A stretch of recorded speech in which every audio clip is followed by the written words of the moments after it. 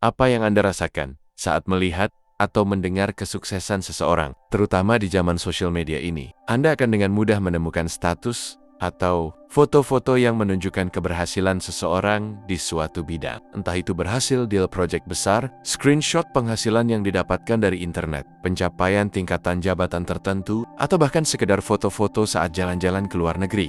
Apa yang Anda rasakan? Ikut senang dengan pencapaian mereka? Terpicu semangat untuk bisa seperti mereka? Tidak suka dan langsung nyinyir mengatakan mereka pamer? Tapi selain 3 perasaan tadi, ternyata ada juga yang punya perasaan lainnya, yaitu iri dengan pencapaian mereka, ingin seperti mereka, tapi merasa tak berdaya, merasa tak mungkin bisa mencapai semua itu karena merasa tidak mampu menjadi seperti mereka. Apakah ada di antara Anda yang merasa seperti itu? Kalau iya, maka mari kita lihat rasa tidak mampu ini dari 2 sisi. Pertama, pernyataan tersebut keliru. Kenapa? Karena belum tentu Anda tidak mampu. Anda mungkin tidak berbakat, tapi bukan berarti tidak akan pernah mampu. Bagaimana Anda tahu kalau Anda mampu atau tidak? Satu-satunya cara adalah mencoba dan berusaha semaksimal mungkin.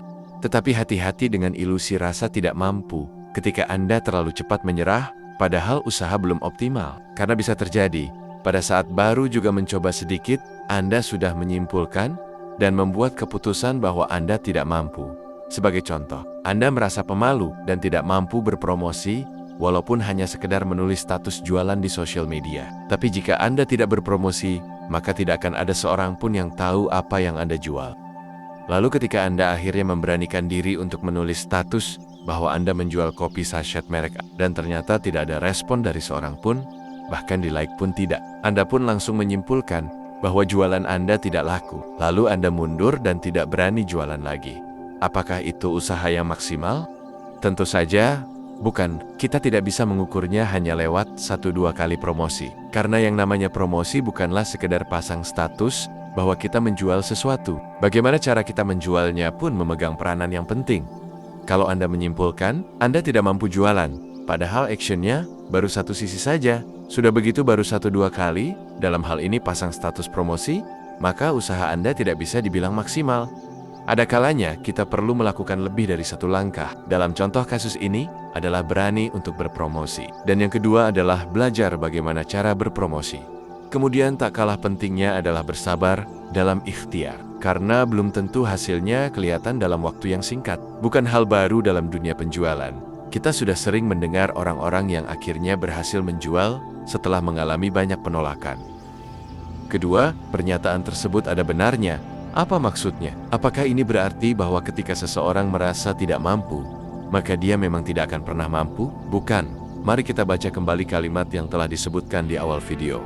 Iri dengan pencapaian mereka, ingin seperti mereka, tapi merasa tak berdaya, merasa tak mungkin bisa mencapai semua itu karena merasa tidak mampu menjadi seperti mereka. Kalimat terakhir dalam pernyataan tersebut berbunyi, karena merasa tidak mampu menjadi seperti mereka. Mari kita lihat dari sudut pandang lain.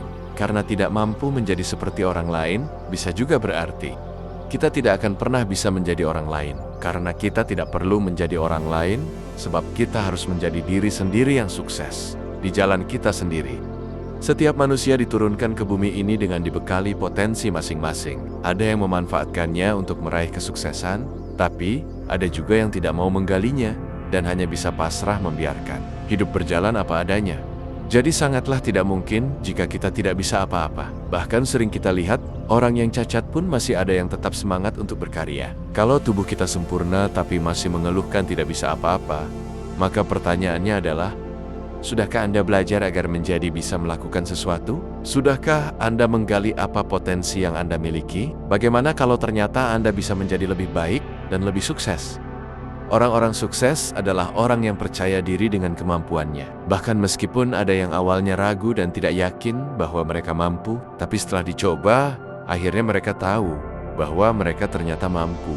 Karena itu, bagi Anda yang tidak tahu apa potensi yang Anda miliki, maka beberapa tips berikut bisa Anda coba. Yang pertama, ikuti tes bakat dan kemampuan seperti talent mapping yang sekarang banyak tersedia di mana-mana. Meskipun tidak selalu 100% akurat, tetapi minimal dari situ Anda bisa mendapatkan gambaran potensi apa yang Anda miliki dan bisa Anda kembangkan. Kedua, buatlah list tentang bidang yang Anda suka.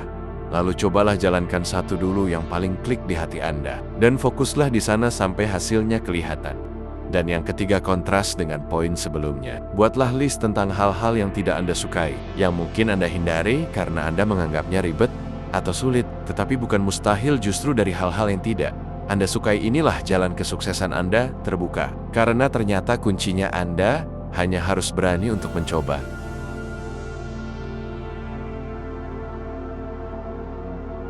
Ketika Anda menganggap sulit sesuatu hal, belum tentu karena hal tersebut benar-benar sulit. Melainkan mungkin karena Anda tidak percaya diri untuk melakukannya, takut gagal, takut dengan penilaian orang lain, sehingga terbentuklah mental block yang menghambat kemajuan Anda. Karena itu, jika krisis percaya diri adalah masalah yang menghambat Anda untuk menggali potensi yang Anda miliki, maka hal pertama yang harus Anda lakukan adalah belajar untuk menjadi lebih percaya diri. Tanpa rasa percaya diri, kita akan cenderung tidak berani mencoba hal-hal baru yang sebenarnya bagus untuk kemajuan hidup kita. Ada banyak sekali metode dan cara meningkatkan percaya diri, tetapi Anda bisa mulai dengan percaya pada Sang Pencipta diri. Percaya bahwa tidak mungkin Allah menciptakan Anda tanpa dilengkapi dengan perbekalan berupa kemampuan untuk mengarungi kehidupan ini. Semua orang punya potensi termisak Anda, bahkan sekecil dan seremeh apapun potensi itu di mata Anda atau orang lain. Misalnya Anda terbiasa memasak nasi goreng untuk sarapan, dan ternyata nasi gorengnya enak menurut banyak orang. Maka bukan tidak mungkin Anda punya potensi untuk sukses sebagai pengusaha kuliner dengan menu utama nasi goreng, bahkan meskipun Anda tidak pernah menduga sebelumnya, dan tidak pernah merencanakan untuk menuju ke sana. Jika saat ini Anda merasa frustasi karena orang lain sudah sukses, sedangkan Anda masih jalan di tempat karena hidup Anda masih begitu-begitu juga dari tahun ke tahun, maka inilah yang bisa Anda lakukan. Berhentilah untuk membandingkan diri dengan orang lain. Anda punya jalur kesuksesan sendiri. Kedua, gali potensi Anda sendiri. Eksplorasi kemampuan Anda dengan melakukan hal-hal yang Anda suka maupun yang Anda hindari selama ini. Dan yang ketiga, bangun keyakinan bahwa Anda layak untuk sukses dengan segenap potensi yang telah dianugerahkannya kepada Anda. Tak kalah penting, ubah pula definisi Anda tentang sukses. Terutama jika definisi Anda tentang sukses adalah materi dan pengakuan dari orang lain. Materi hanyalah bagian terkecil dari kesuksesan, pengakuan dari orang lain hanyalah efek dari pencapaian yang tidak perlu dijadikan tujuan. Sedangkan kesuksesan sejati adalah menjadi pribadi yang dekat dengan Allah, yang menggunakan segenap potensinya untuk kebaikan umat demi menggapai ridhonya dan sebagai bekal menuju kehidupan akhirat. Terima kasih telah menemani saya dalam video ini. Semoga bermanfaat untuk kalian, dan jangan lupa untuk like dan subscribe video ini ya.